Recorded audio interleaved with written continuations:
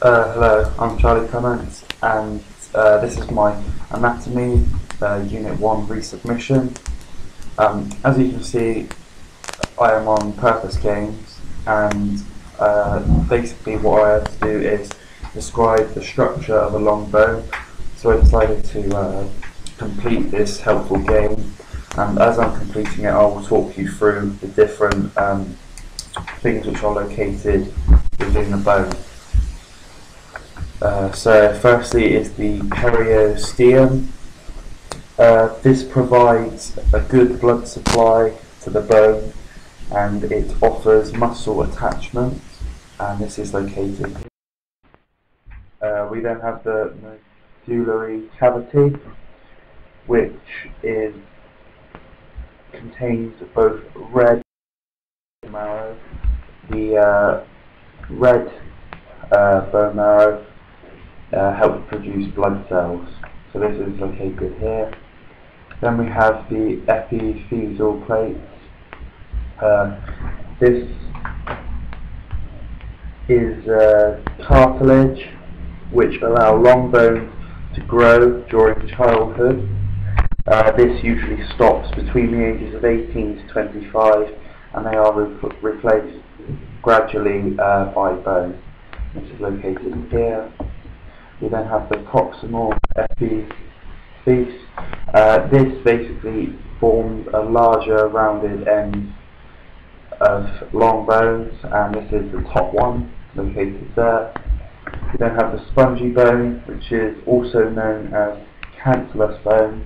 It's found on either end of the bone, and it is a thin layer which is found inside the compact bone, located here. We then have the epiphysis, which is, again, as I described a minute ago, but this one is at the bottom of this long bone diagram. We then have yellow marrow, which is mainly a fatty tissue, and this is found within the medullary cavity. We then have articular cartilage. It helps as a shock absorber, and it's found on the ends of your bone, which, as I just said, absorb impact through exercise, which is placed on the bone, which is found here. We then have the diaphysis, which is a long central shaft, which is found within the bone, which is found here. And then finally we have the compact bone, which is a hard layer of bone, which just provides strength, which is found here. Secondly was to describe the types of bones. So I'm just going to use this long bone diagram to describe long bones. It is a hard and a dense bone that provides structure and mobility. On the outside it has a hard surface, also known as compact bone, and inside this is a spongy surface known as cancellous bone. There is growth plates on either end of the bone, as well as cartilage to help with shock absorption and to protect the bone from this throughout exercise. An example of types of long bones is the femur, tibia, humerus, and metacarpals. They are longer than they are wide, and they are curved for strength, which helps with movement. Then we have short bones, which, as you can see in the diagram here, they are as wide as they are long. Their function is for providing support and stability with little movement. They have a thin layer of hard bone, along with cancellous bone on the inside with large amounts of bone marrow. They help us with holding objects through the carpals, such as holding a cricket ball. And here is a diagram of the carpals, which you can see are these little bones here. Thirdly, we had flat bones. They are strong, flat plates of bone.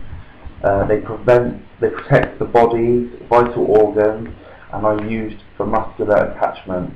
The outer surfaces are made up of compact bone, with the middle mainly cancellous. In adults, most red blood cells are found here. They absorb shock and help protect the vital organs from damage.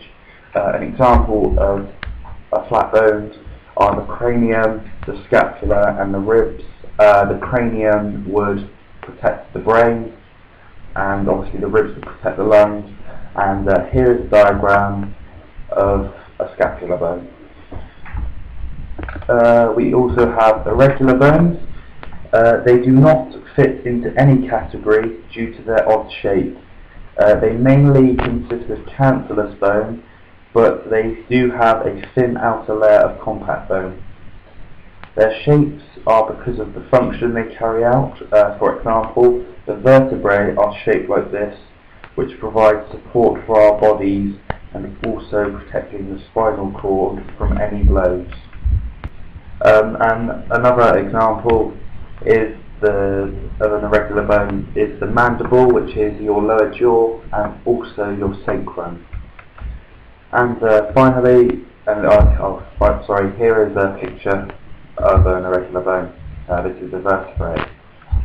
And finally, we have the sesamoid bone. They are named because they are thought to look like a sesame seed.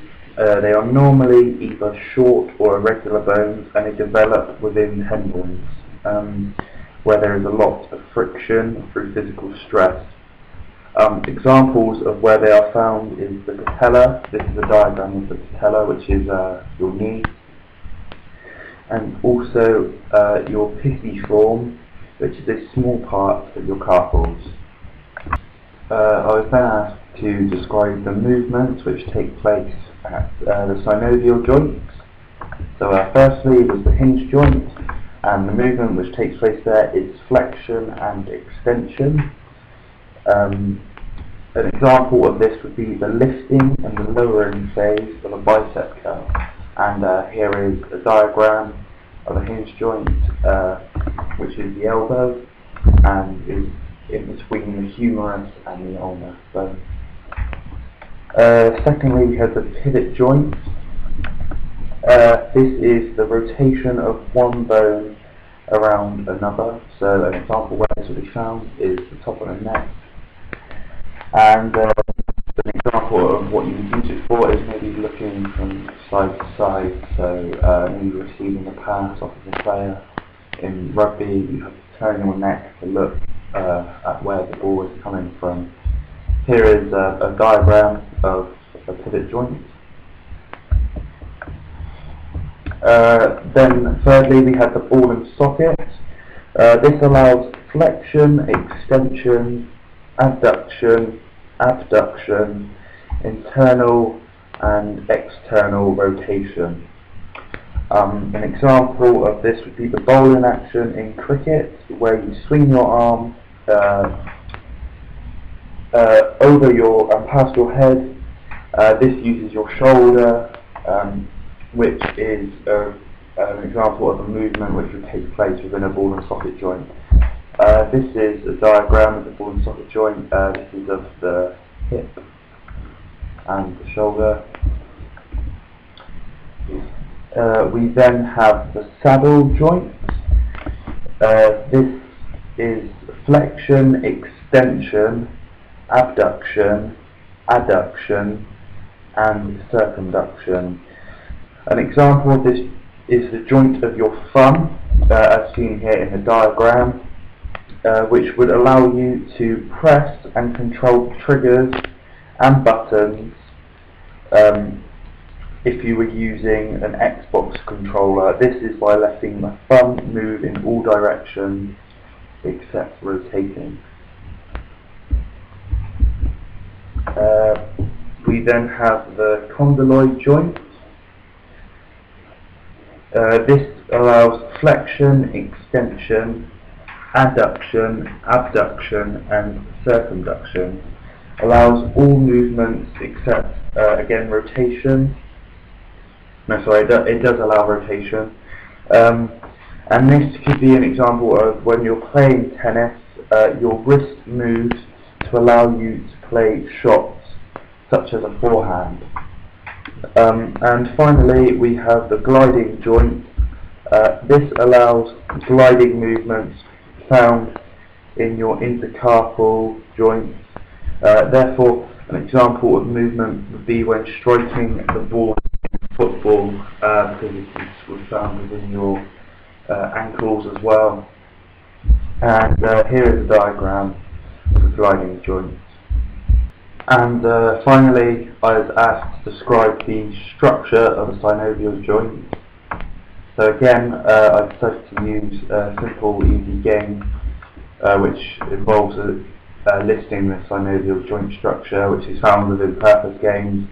So as I did with the long bone structure, I will just simply talk you through it bit by bit, what each one does. So firstly is the synovial membrane. This is an inner layer of the synovial capsule. It secretes synovial fluid to help lubricate the joint whilst exercising, and this is found here. We then have the ligament. This attaches a bone to another bone and is there to help provide stability as well. This obviously forms the joint. We then have the joint cavity filled with synovial fluid. This is the potential space, which is full of synovial fluid, which again will lubricate the joint. This is where,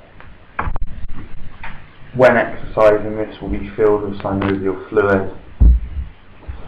We then have a fibrous joint capsule. This seals the joint space, which provides stability, which limits the movement, obviously. And finally, we have the articular cartilage. This is found on the end of the bone. It helps prevent friction and absorbs impact placed on the joint and the bone. So as you can see, I've got 100% in that.